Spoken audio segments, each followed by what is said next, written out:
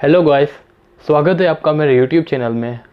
तो आज मैं आपके साथ कुछ ऐसी इन्फॉर्मेशन शेयर करने जा रहा हूँ जो कि आपको वेट लॉस में हेल्प कर सकती है। तो अब मैं आपको कुछ ऐसा पॉइंट बताने जाऊँगा जो कि आपके लिए काफ़ी हेल्पफुल होगा वेट लॉस के लिए। तो मेरा पहला जो पॉइंट होने वाला है कि आप अपना प्रोटीन इंटेक अच्छा रखिए। मतलब प्रोटीन इंटेक अच्छा रखिए कि मतलब हर एक मील में जितनी भी आप मील लेंगे उसके साथ कम से कम प्रोटीन लीजिए। अब प्रोटीन का लेने का बात इसलिए मैं बोल रहा हूँ क्योंकि प्रोटीन क्या करेगा, आपको फुलर रखेगा लंबे टाइम तक और आपको सेटिस्फाइड रखेगा कि आपको जल्दी से भूख नहीं लगे। अब जो हमारा जो सेकंड पॉइंट होने जा रहा है वो है कि आप जो अपना कार्ब जो डिक्रीज़ करते हो वो इतना डिक्रीज़ मत करो, इतना लो मत करो। पहला बात ये है। अब इतना लो करने के लिए मैं किस लिए बोल रहा हूँ, लो करने के लिए मना क्यों कर रहा हूँ? इसलिए कर रहा हूँ ताकि अगर हम कार्बोहाइड्रेट लो करते हैं तो हमारा जो जिम में परफॉर्मेंस होता है उसमें भी हैम्पर होता है, हमारा स्ट्रेंथ लेवल काफ़ी कम होता है। तो रिसर्च ने ऐसा कुछ स्टडीज़ में भी ऐसा कुछ दिखाया नहीं गया है कि अगर हम कार्बोहाइड्रेट कम कर देते हैं तो हमारा वेट लॉस अच्छा होगा। अगर हमें वेट लॉस करना है तो हमें कैलोरी डेफिसिट में होना पड़ेगा, तब जाके हमारा जो है वेट लॉस अच्छे से होगा। अब मैं जो आपको अगर 3 नंबर पॉइंट बताने जा रहा हूँ वो है कि आपको अपने डाइट में फाइबर इंटेक बढ़ाना पड़ेगा। अब मेरा बात है, फाइबर इंटेक बढ़ाने का मतलब ये है कि अगर आप फाइबर इंटेक बढ़ाएंगे तो क्या होगा, मेन बात है आप अपना हंगर कंट्रोल कर पाएंगे। और मैं स्टडीज़ के अनुसार बताता हूँ कि रिसर्च ने कुछ ऐसा बताया है, रिकमेंडेशन है एक हिसाब से, अगर आप 1000 कैलोरीज का डाइट कोई एडल्ट या फिर कोई चाइल्ड वो कर रहा है उसमें कम से कम 14 ग्राम ऑफ फाइबर रहना पड़ेगा। तो इस हिसाब से आप अपने डाइट में चेंज कर सकते हैं कि आपको फाइबर कितना चाहिए। और फाइबर मैं बोलूँगा किससे लेने के लिए, फाइबर आप लीजिए वेजिटेबल और फ्रूट्स, ये सब ऐड कीजिए क्योंकि ये फाइबर रिच सोर्सेस है। अब नेक्स्ट जो हमारा जो सोर्सेस होने जा रहा है वो है कि आप अपना नट्स कंज्यूम कीजिए। अब नट्स कंज्यूम करने का मतलब हो गया नट्स, जैसे आपका आलमंड्स हो गया, पीनट्स हो गया, वॉलनट्स हो गया, ये सब आप कंज्यूम कीजिए अपने डाइट में। अब इससे क्या होगा, नॉट ओनली इससे हमारा प्रोटीन हीट हो जाएगा, फाइबर भी, इसमें भी हमें फाइबर मिल जाएगा, इसमें हमें हेल्दी फैट्स मिलेंगे जो कि हम अपने डाइट के लिए इजीली यूज़ कर सकते हैं। अब नेक्स्ट जो पॉइंट जिसके बारे में मैं बात करने जा रहा हूँ वो है आपका पानी से रिलेटेड। अब पानी से रिलेटेड ये है कि हमें हर एक मील के बीच में पानी पीना चाहिए। तो रिसर्च स्टडीज़ भी ऐसा दिखाया गया है कि अगर हम पानी अगर बीच में पीते हैं तो हम क्या करते हैं, हमारा जो हंगर है हम इतना सेटिस्फाई हो जाते हैं, पानी के कारण हमारा पेट जो है फुलफिल हो जाता है। इसलिए हमें बोला जाता है कि पानी हमें अच्छे से पीना चाहिए। नॉट ओनली अगर डिहाइड्रेशन के लिए भी बोला जाता है क्योंकि एक्सरसाइज करते इतना तो हमारा बॉडी क्या होता है, डिहाइड्रेट हो जाता है। ये सब छोड़िए, लेकिन पानी भी पीना चाहिए। हर एक मील के साथ couple of glasses of water आप पीजिए ताकि आप अच्छे से आपका जो है स्टोमक जो है फुलफिल रहे। अब नेक्स्ट जो हमारा जो टॉपिक होने जा रहा है, पॉइंट होने जा रहा है, मतलब वो है आपको जो अपना कार्बोहाइड्रेट है उसमें थोड़ी सी चेंजेस लानी पड़ेगी। चेंजेस का मतलब है कि जो आपका हाई ग्लाइसेमिक इंडेक्स वाला कार्बोहाइड्रेट है उसका आपका जो कंजम्पशन है वो कम करना पड़ेगा और लो ग्लाइसेमिक इंडेक्स वाला कार्बोहाइड्रेट है उसको हमें लेना पड़ेगा। अब लो और हाई ग्लाइसेमिक इंडेक्स वाले कार्बोहाइड्रेट कौन से हो गए, मैं बता देता हूँ। हाई ग्लाइसेमिक इंडेक्स वाले जो कार्बोहाइड्रेट होते हैं वो क्या होता है, हमारा बॉडी इजीली ब्रेक डाउन कर देता है उनको ग्लूकोज में और वो हमारे ब्लड में इजीली फ्लो हो जाते हैं।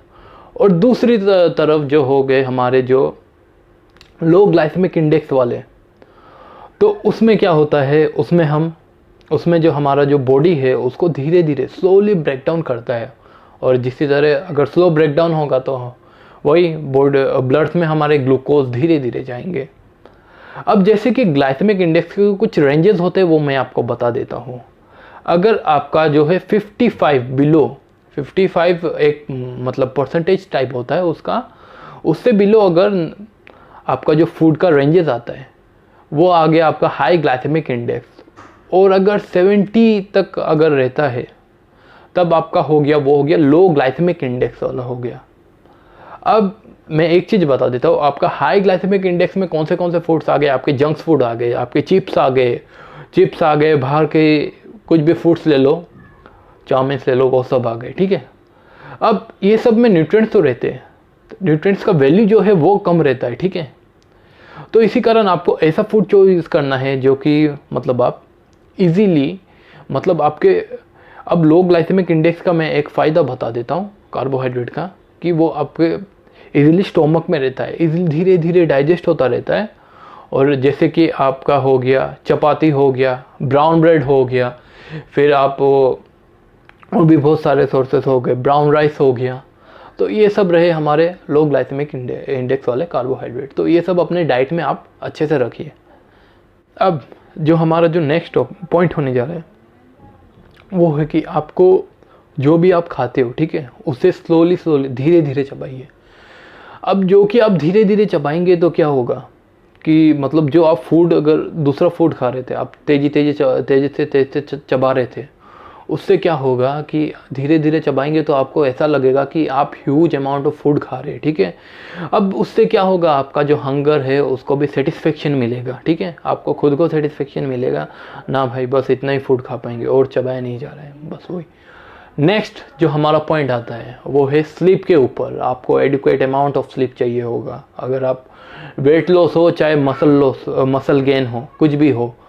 अब अगर सपोज मैं एक एग्जांपल देता हूँ, अगर कोई पर्सन है वो 5 घंटे अगर सो रहा है, 5 घंटे उसका स्लीप ले रहा है, तो वो क्या होगा, उसका वेट लॉस इतना अच्छे से नहीं हो पाएगा, ठीक है। और दूसरी तरफ जो बंदा है वो अगर 8 घंटा 7 से 8 घंटा सो रहा है तो उसका वेट लॉस काफ़ी अच्छा हो सकता है। यूजुअली सेम उसका डाइट भी सेम होगा, वर्कआउट भी सेम होगा, लेकिन जो 5 घंटा वाला या फिर 7 to 8 घंटा वाले में, तो 7 से 8 घंटा वाले पर्सन में हमें अच्छे से उसका मतलब वेट लॉस देखने के लिए मिल सकते हैं। अब नेक्स्ट हो गया, अब मैं आपको कुछ रिकमेंडेशन देने जा रहा हूँ जो कि मतलब स्लीप के रिगार्डिंग जो दी गई है इंस्टीट्यूशन से। वो ये है कि कम से कम एडल्ट को जो स्लीप कम से कम 7 से 9 घंटे तक लेनी चाहिए। ये प्रेफर करता है इंडिविजुअल के ऊपर, ठीक है। अब नेक्स्ट जो हो गई, मैं आपको एक ऐसी टिप देने वाला हूँ जिससे आपको हेल्प मिलेगा आपके वेट लॉस प्रोग्राम में।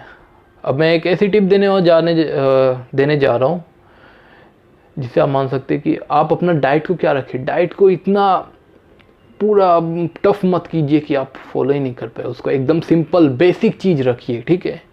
जो आप रेगुलर कंजम्पशन करते हो वही कंजम्पशन कीजिए, लेकिन उसमें थोड़ा बहुत मतलब आप अगर तेल वगैरह ज़्यादा खा लेते थोड़ा सा कंजम्पशन उसका कम कीजिए, प्रोटीन लेके आइए उसमें, हेल्दी फैट्स वगैरह, तो उससे उसको मतलब हटाइए, ठीक है। नेक्स्ट जो मैं बोलने जा रहा हूँ, आप अपना पोर्शन काउंट कीजिए, कितना पोर्शन आप खाते हैं, ठीक है। पोर्शन काउंट करने का मेनली वेट लॉस से काफ़ी हेल्प होगा आपका अगर पोर्शन काउंट कर करके खाएंगे। नेक्स्ट जो अगर आपको पोर्शन काउंट करने में तकलीफ़ होती है तो नेक्स्ट मैं आपको आइडिया देने जा रहा हूँ कि आप एक किचन वेइंग स्केल खरीदिए। वेइंग स्केल बहुत ज़रूरी होता है बिगिनर्स लोगों के लिए, मैं भी अभी तक यूज़ करता हूँ, तो आप भी यूज़ कीजिए, तो इससे आप अपना पोर्शन जो है कंट्रोल कर पाएंगे।